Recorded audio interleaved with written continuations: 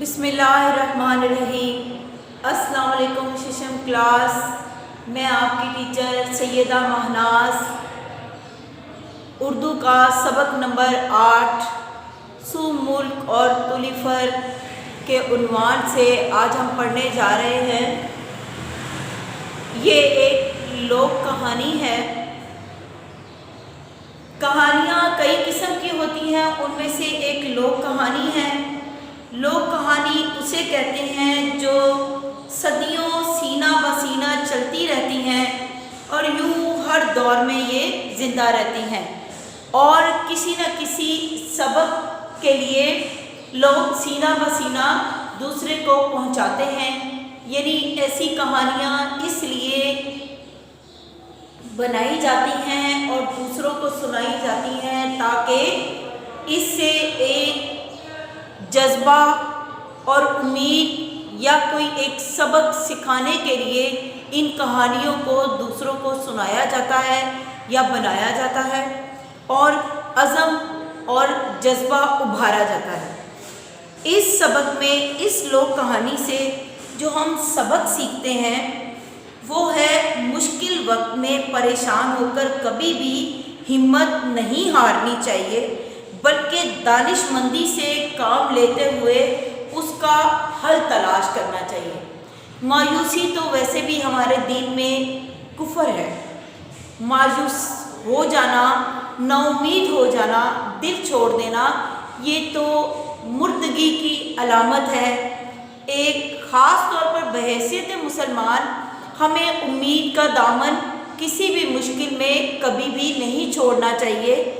آخر ایک وقت آتا ہے جب آپ امید اپنے رب سے لگاتے ہیں تو پروردگار آپ کی امید کو بھر لاتا ہے۔ وہ مالک کل ہے، وہ کائنات کا خالق ہے، وہ جو چاہے جب چاہے جیسے چاہے کر سکتا ہے۔ اس رب العزت سے بعید نہیں، وہ ہر ایک شے پر قادر ہے۔ اس لیے کبھی بھی کسی مشکل کو بڑا نہیں سمجھنا چاہیے، بلکہ فرمان ہے حضرت علی کا کہ جب کوئی مشکل پیش آئے تو اس مشکل کو اللہ کے سامنے مت پیش کرو، یہ مت کہو کہ میری مشکل بہت بڑی ہے، بلکہ مشکل کو کہو کہ میرا اللہ بہت بڑا ہے۔ اس کہانی سے جو ہم سبق سیکھنے جا رہے ہیں وہ سبق بھی یہی ہے کہ کسی بھی مشکل کے سامنے خود کو ہارنا نہیں چاہیے، بلکہ عقل اور دانائی سے کام لیتے ہوئے اللہ کی مدد سے اس مشکل کا سامنا کرنا چاہیے تاکہ اس کا حل نکل سکے۔ جب ہم کسی مشکل کا سامنا کرتے ہیں تو اس کا حل ظاہر ہو جاتا ہے یا اس کا حل تلاش کر لیتے ہیں۔ ایک چیز اگر ہم تلاش ہی نہ کرنا چاہیں یا تلاش ہی نہیں کریں گے، جستجو ہی نہیں ہوگی تو وہ ہمیں کبھی بھی حاصل نہیں ہوگی۔ خدا ان کی مدد کرتا ہے جو اپنی مدد آپ کرتے ہیں۔ اس کا ایک سبق یہ بھی ہے کہ یعنی اس کہانی کا مورال یا اخلاقی سبق ہے کہ اللہ ان کی مدد کرتا ہے جو اپنی مدد خود کرتے ہیں۔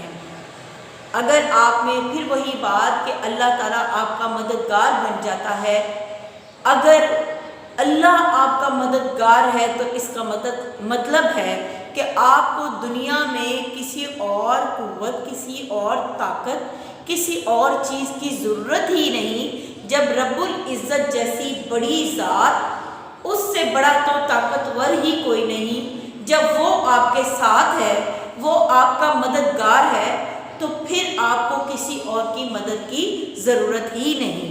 لیکن اس کے لیے شرط یہ ہے کہ آپ خود اپنے مددگار ہوں، یعنی اپنی مدد کے لیے تیار ہوں۔ جب آپ انسان اپنی مدد خود کرتا ہے تو اللہ تعالیٰ اس کا مددگار بن جاتا ہے، اور اپنی مدد انسان اسی وقت کرتا ہے جب اس کے اندر ایک امید بیدار ہوتی ہے یا اس کو یقین ہوتا ہے کہ میرا اللہ میرے ساتھ ہے اور اللہ میری طاقت بنے گا۔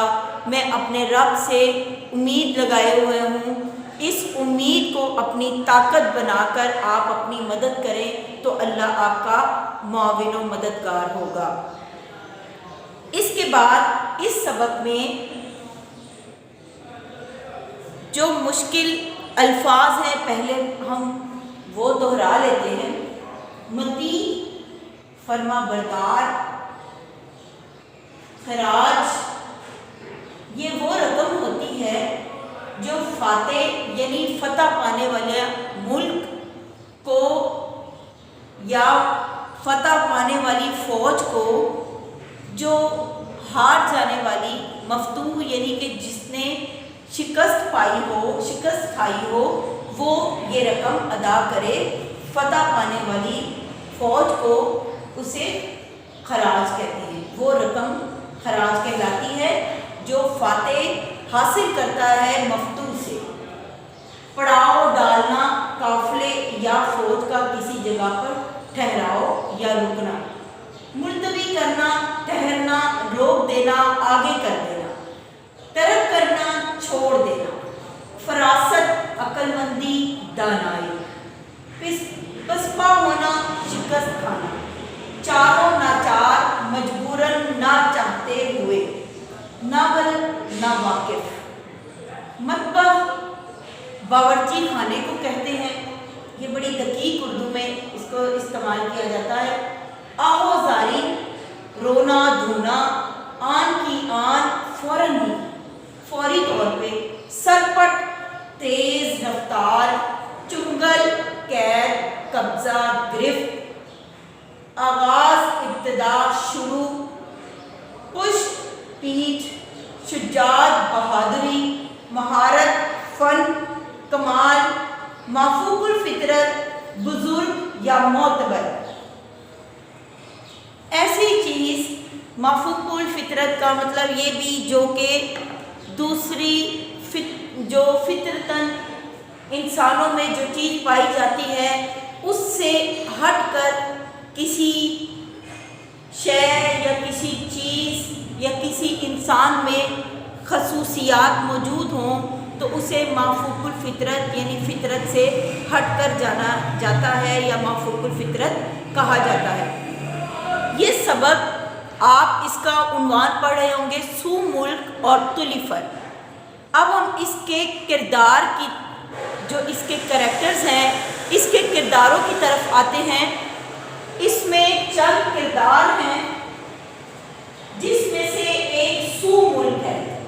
سو ملک ایک راجا کا نام ہے اور سبق کا جو عنوان یا اس کہانی کا جو عنوان ہے اس میں سو ملک اور تلیفر کا ذکر ہے۔ سو ملک ایک راجا تھا اور تلیفر اس کا گھوڑا جس کو وہ تربیت دیتا ہے، مہارت دیتا ہے یا اس کو تیار کرتا ہے۔ سو ملک کے ساتھ ساتھ اس کہانی میں ہم اس کی بہن کا تذکرہ پڑھیں گے۔ اس بہن کے ساتھ وہ ریاست یاسین کے ایک راجا کا رشتہ جوڑتا ہے، اس راجا کا نام فرمائش خان ہے۔ سو ملک راجا ہے حکومت کا اور اس کی بہن کے شوہر کا نام فرمائش خان ہے جو ریاست یاسین کا راجا ہے۔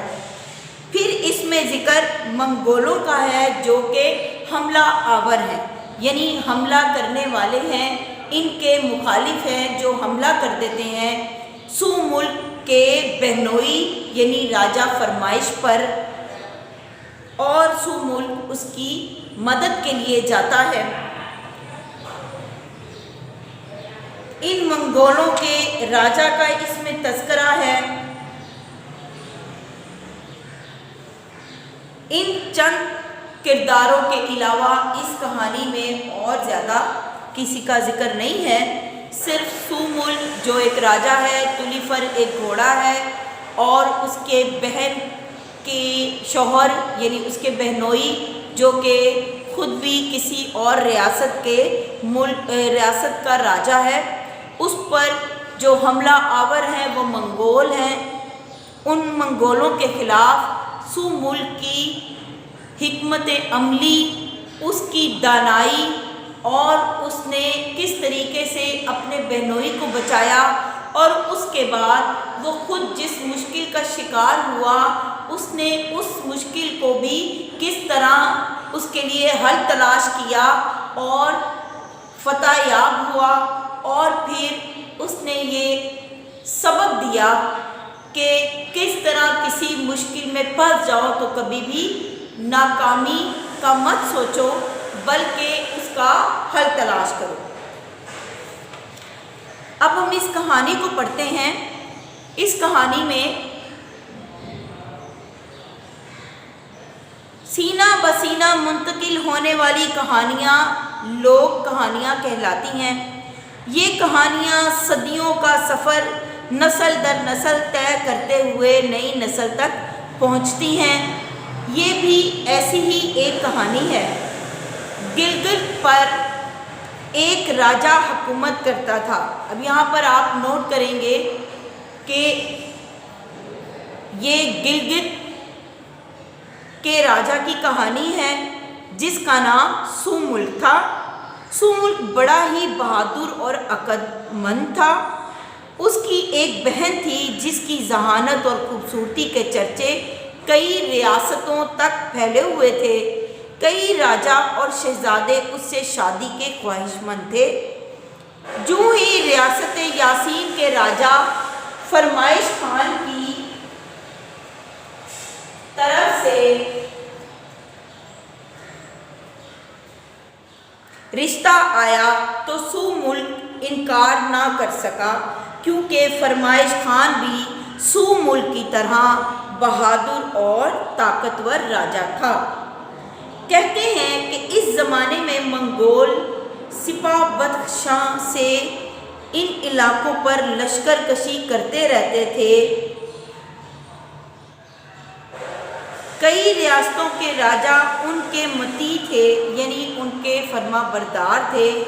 وہ منگولوں کو سالانہ خراج یعنی ان کو بھتے کے طور پہ یا خراج کی صورت میں ایک رقم دیا کرتے تھے، کیونکہ وہ ان کے تابع ہو چکے تھے، وہ ان کے اوپر حملہ نہ کر سکیں، اس لیے یہ منگول راجاؤں پر حملہ کر کر کے ان کو اپنا مطیع کرتے تھے اور پھر اس کے بعد ان سے خراج وصول کرتے تھے۔ جس سال کوئی راجہ خراج بھجوانے میں تاخیر کرتا، منگول آندھی طوفان کی طرح اس ریاست پر چڑھائی کر دیتے۔ منگول چونکہ بہت جنگجو تھے اور زبردست تباہی پھیلاتے۔ یاسین کا راجہ فرمائش خان جو کہ سو ملک کا بہنوئی تھا، یہ بھی منگولوں کا باج گزار تھا، یعنی اسے بھی یہ بھی ان کا مطیع ہو چکا تھا اور یہ ان کو خراج کی رقم دیا کرتا تھا، بھجوایا کرتا تھا۔ منگول اس پر اس سال فرمائش خان نے خراج نہ بھجوایا اور منگول اس پر آگ بگولا ہوئے یعنی غصے میں آ گئے اور حملہ کر دیا۔ اشکومن اور درکود کے راستے یاسین میں داخل ہوئے۔ یہ ریاست یاسین میں درکود کے راستے سے راجہ فرمائش خان پر حملہ آور ہوئے۔ جب راجہ فرمائش کو منگولوں کے حملے کا علم ہوا تو اس نے خوف زدہ ہونے کی بجائے اپنے بہن کے شوہر راجہ سو ملک کو پیغام بھیجا کہ وہ فوراً مدد کو پہنچے۔ سو ملک اپنے بہنوئی کی مدد کے لیے فوراً ایک لشکر جرار کے ساتھ روانہ ہوا اور بغیر تاخیر کیے یا بغیر کوئی سانس لیے یا دیر کیے بغیر یہ یاسین کی ریاست میں پہنچ گیا۔ اتفاق سے منگولوں نے بھی اسی دن یاسین پہنچ کر دریا کی دوسری طرف پڑاؤ ڈالا تھا۔ جس دن سو ملک اپنے بہنوئی کی مدد کے لیے پہنچا، اسی دن ہی منگولوں نے بھی دریا کے یاسین دریا کے قریب پہنچ کر ریاست یاسین کے دریا کے قریب پہنچ کر پڑاؤ ڈالا۔ دونوں لشکر آمنے سامنے ہوئے تو منگول سردار نے پیغام بھیجا کہ لڑائی کا آغاز سو ملک کی طرف سے ہو۔ سو ملک اور فوجی چونکہ کسی جگہ ٹھہرے بغیر یاسین پہنچے تھے۔ یاسین ریاست کا نام ہے۔ یہاں پر ذکر ہے کہ سو ملک چونکہ ابھی پہنچا ہی تھا اس ریاست میں، اس لیے وہ تو سخت تھکا ہوا تھا اور اس کی فوج بھی۔ منگول سردار نے یعنی اپنی ایک دانہ پھینکا یا ایک چال چلی کہ انہوں نے کہا حملہ تم کرو۔ انہیں اندازہ ہو چکا تھا کہ یہ تو ابھی پہنچے ہیں، یہ تھکے ہوئے ہوں گے اور یہ جب حملہ کریں گے تو یہ ان کے حملے سے ان کی طاقت کا اندازہ ہو جائے گا اور ہمارے لیے ان کے اوپر دھاوا بولنا آسان ہوگا۔ منگول سردار نے جب یہ پیغام بھیجا کہ لڑائی سو ملک نے عقل کے لیے سب سے پہلے سو ملک حملہ کرے، تو سو ملک چونکہ تھکا ہوا تھا اس نے دانائی سے کام لیا اور کہا لڑائی اگلے دن سے شروع کی جائے تاکہ سو ملک کی فوج تازہ دم ہو جائے۔ لڑائی اگلے روز تک ملتوی کر دی گئی، تاہم اگر انفرادی طور پر کوئی جنگ جو اپنی بہادری اور مہارت دکھانا چاہے تو اسے اجازت دی جائے۔ منگولوں کے سپہ سالار نے سو ملک کا یہ پیغام قبول کر لیا، یا تو لڑائی اگلے دن تک کے لیے ملتوی کی جائے، نہیں تو انفرادی طور پر اگر کوئی طاقت منمانی ہے تو اس کا آغاز کیا جائے، یعنی کوئی ایک شخص لڑائی کے لیے میدان میں آئے، پوری فوج کی جگہ ایک شخص لڑے۔ جب یہ پیغام منگولوں کے سالار کو گیا تو اس نے یہ پیغام قبول کیا اور اپنی سپاہ میں سے یعنی اپنے سپاہیوں میں سے اپنے لشکر میں سے ایک بہادر شخص کو اپنی شجاعت اور مہارت ثابت کرنے کا حکم دیا۔ اس نے حکم کے مطابق ایک بکرا اٹھایا اور پوری قوت سے گھماتے ہوئے دریا کے پار پھینک دیا۔ بکرا سو ملک کے پاس گرا۔ تب سو ملک نے خود ہی اس کا جواب دینے کا فیصلہ کیا۔ اس نے ایک درخت جڑ سے اکھاڑا اور ہاتھوں سے گھماتے ہوئے منگولوں کے لشکر کی طرف اچھال دیا۔ درخت اتنا بڑا تھا کہ اس کے نیچے آ کر بہت سے منگول سپاہی مر گئے۔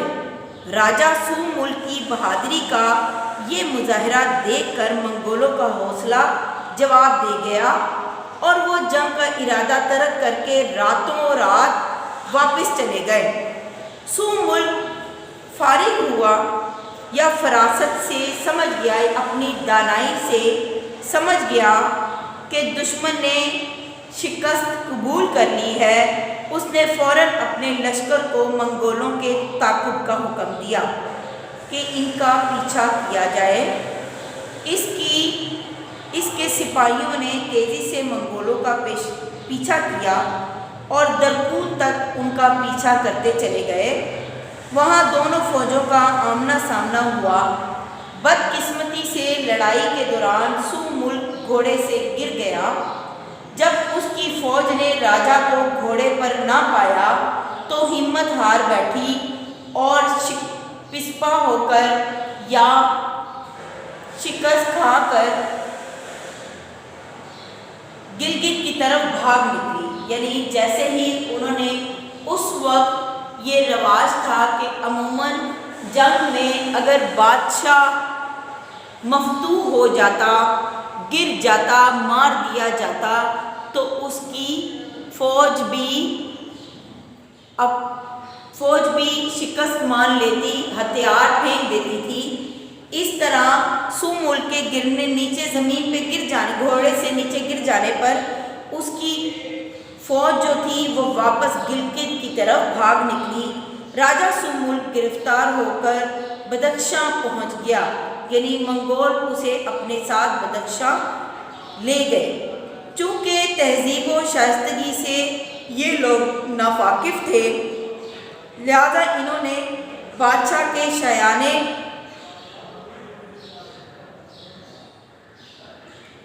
شان سلوک کرنے کی بجائے اسے شاہی محل کے باورچی خانے کے لیے لکڑیاں دھونے کی ذمہ داری سونپ دی۔ یعنی راجہ سوملک کو اس کی شایانِ شان یعنی سزا دینے کی بجائے انہوں نے اس کو باورچی خانے کی لکڑیاں اکٹھی کرنے یا دھونے کی سزا دی اور اس کے فرائض اس کو سونپ دیے۔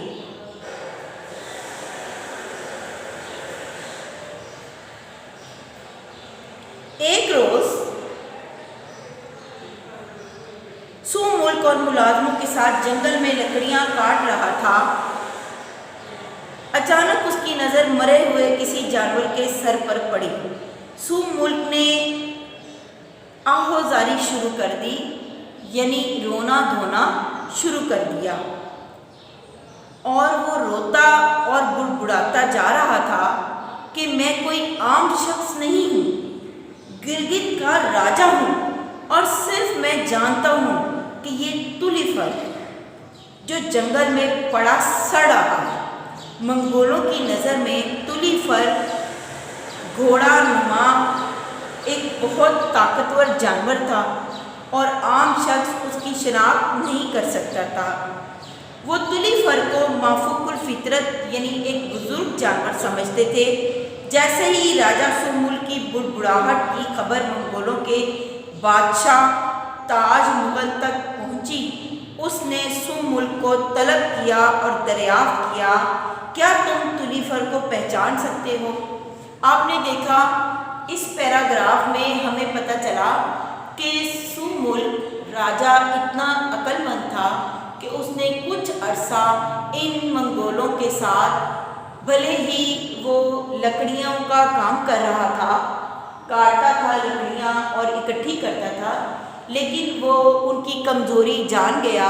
وہ سمجھ گیا کہ یہ لوگ ایک گھوڑا ہے جس کو انہوں نے تلیفر کا نام دے رکھا ہے، اور اس کو یہ مافوق الفطرت یعنی ایک بزرگ اور بڑا معتبر اور بڑا ہی اعلیٰ قسم کا گھوڑا سمجھتے ہیں، اور اسے اپنی خوش قسمتی کا علامت سمجھتے ہیں۔ اس لیے اس نے ایک لاچار اور لاغر اور کمزور سے گھوڑے کو جب جنگل میں دیکھا لکڑیاں کاٹتے ہوئے، تو اس نے رونا دھونا شروع کر دیا، ایک طرح سے ایک ڈرامہ سا رچایا تاکہ وہ لوگ سمجھ جائیں کہ اس کو تلیفر کی پہچان ہے۔ جب راجہ منگولوں کے راجہ نے، بادشاہ نے اس کو طلب کیا تلیفر کو، سوملک کو، اور اس سے یہ دریافت کیا یا پوچھا کہ کیا تمہیں پہچان ہے کہ تلیفر کون ہوتا ہے یا کیسے پہچان سکتے ہو؟ تو سوملک نے جواب دیا، جی ہاں مغل سردار، میں تلیفر کو بخوبی پہچان سکتا ہوں۔ فوراً ہی شاہی استبل کے تمام گھوڑوں کو ایک میدان میں جمع کر دیا گیا تاکہ سوملک بتا سکے کہ کیا ان میں تلیفر موجود ہے۔ سوملک نے غور سے تمام گھوڑوں کو دیکھا اور جان بوجھ کر ایک کم عمر کمزور سے گھوڑے کی طرف اشارہ کیا۔ گھوڑے کی پشت پر بار برداری یعنی بوجھ لادنے کی وجہ سے بڑے بڑے زخم کے نشان تھے۔ سردار حیرانی سے پوچھنے لگا، یہی تلیفر ہے؟ سوملک بولا، جانور کو سوملک کے حوالے کر دیا گیا۔ یعنی سوملک نے اس کی طرف اشارہ کیا اور کہا یہ تلیفر ہے، اور تلیفر سوملک کے کہنے پر اس جانور کو سو ملک کے حوالے کر دیا گیا اور حکم ہوا کہ تلیفر کی خاص طور پر دیکھ بھال کی جائے اور اس کے بہترین علاج اور اچھی خوراک کا بندوبست کیا جائے۔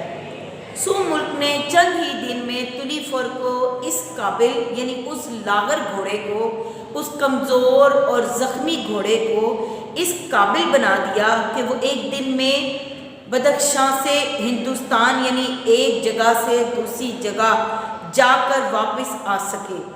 تلیفر کا علاج اور تربیت مکمل ہو گئی تو منگول سردار تلیفر کی کارکردگی دیکھنے آیا۔ اس نے تلیفر کو اتنا صحت مند اور طاقتور دیکھا تو بہت خوش ہوا اور بولا، بہت خوب، تمہیں یقیناً تلیفر کی پہچان ہے، اب اس کی تیز رفتاری کا امتحان تو لو۔ جب یہ منگول کے سردار نے کہا تو سو ملک کو اپنا منصوبہ کامیاب ہوتا نظر آ رہا تھا۔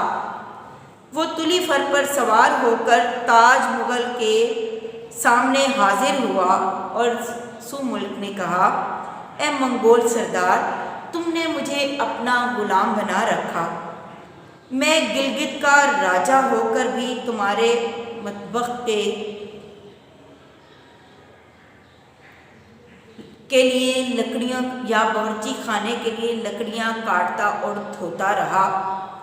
آج قسمت نے موقع دیا ہے اور میں نے عقل مندی اور مہارت سے ایک عام گھوڑے کو تلیفر بنا دیا ہے۔ اب تلیفر میرے قبضے میں ہے اور اس قابل ہے کہ مجھے تم جیسے ظالموں کی قید سے چھڑا لے جائے۔ ہمت ہے تو مجھے پکڑ لو، میں واپس جا رہا ہوں۔ یہ کہہ کر اس نے تلیفر کی لگام کھینچی۔ اشارہ پاتے ہی تلیفر سرپٹ یعنی تیزی سے بھاگا اور تاج مغل نے اپنے سپاہ کو اس کا پیچھا کرنے کا حکم دیا۔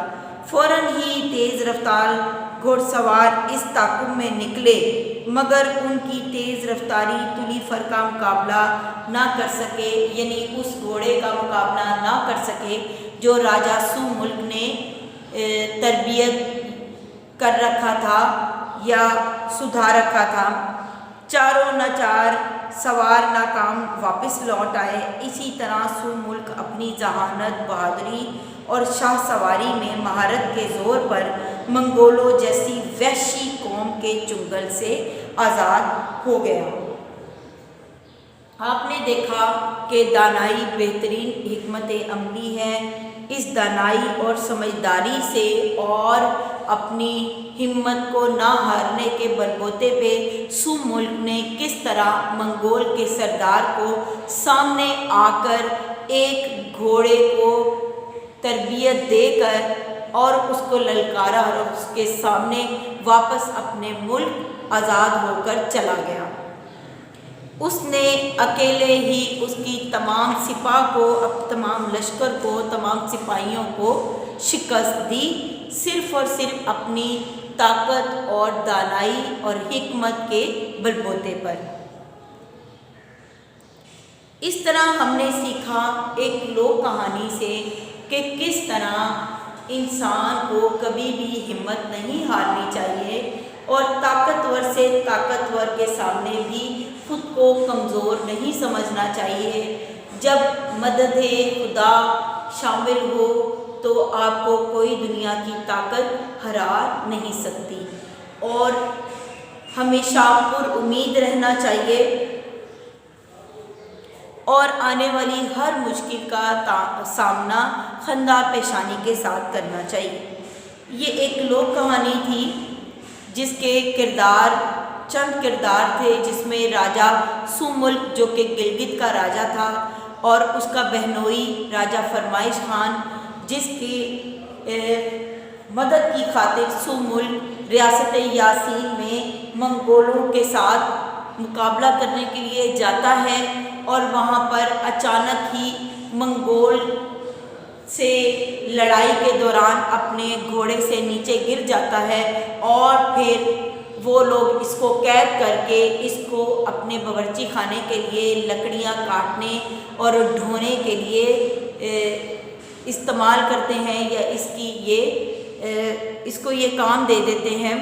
اس دوران وہ ان کی اس کمزوری کو جان جاتا ہے کہ یہ ایک گھوڑا نما جانور یعنی گھوڑے کو بڑا بزرگ گھوڑا سمجھتے ہیں اور اس کو اپنے لیے ایک خوش قسمتی کا باعث سمجھتے ہیں، اس لیے اس نے ایک لاغر گھوڑے کو تربیت دے کر اس کو سدھایا اور اس کو اپنے آزادی حاصل کرنے کے لیے، اپنے اس مقصد کے لیے اس گھوڑے کو استعمال کیا اور ان کے چنگل سے نکل گیا۔